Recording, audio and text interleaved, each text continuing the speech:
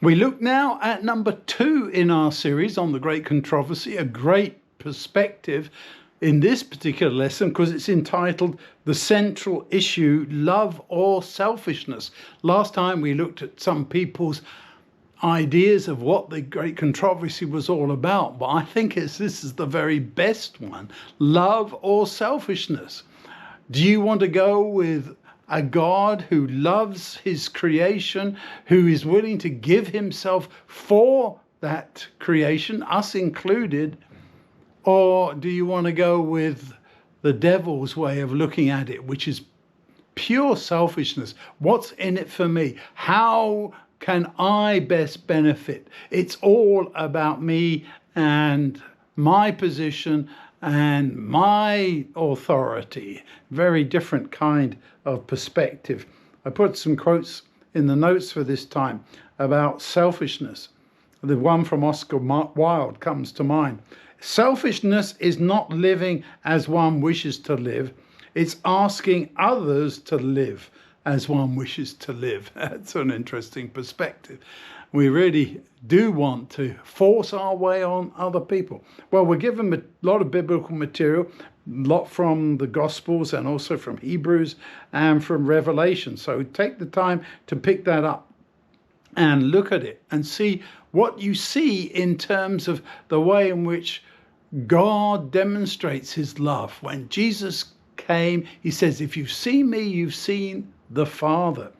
And in Luke 19 and Matthew 23, we see Jesus weeping over Jerusalem. He wanted to take the people under his wing, as it were, but he says, you would not, you refused.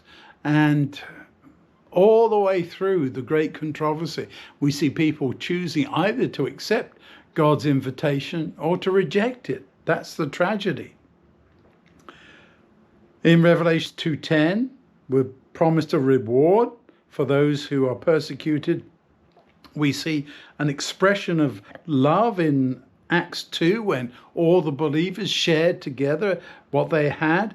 And then John 13:35. If you love one another, you will prove to everyone that you are my disciples.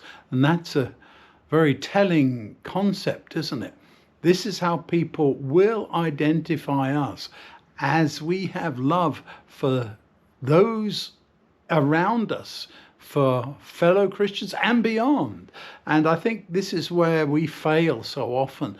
We don't really express our love for one another, and most of all, we don't demonstrate it in what we say, and more importantly, what we do. How do we treat one another in the church, in the wider society, and so on? So there's something to think about. Are we really looking at an expression of love to those around us, or are we being selfish? That's the central issue, as our title tells us. When we look to Jesus, though, we don't see selfishness. Everything he does is for others. When he performs those miracles of healing and feeding, thinking about the feeding of the 5,000 and the 4,000 plus, of course, we see Jesus saying, I feel sorry for these people. They've been with us and they haven't had food and they've nowhere to go. And he does what he really believes he has to do to supply their needs, because he cares about them, because he feels for them, because he wants to show his love for them. There's something for us to think about. All those miracles and everything that Jesus does is the very opposite of selfishness. It's the opposite of the devil's way. And Jesus is the primary answer to the way in which the devil has charged God with being selfish, arbitrary, severe, hostile, all these things.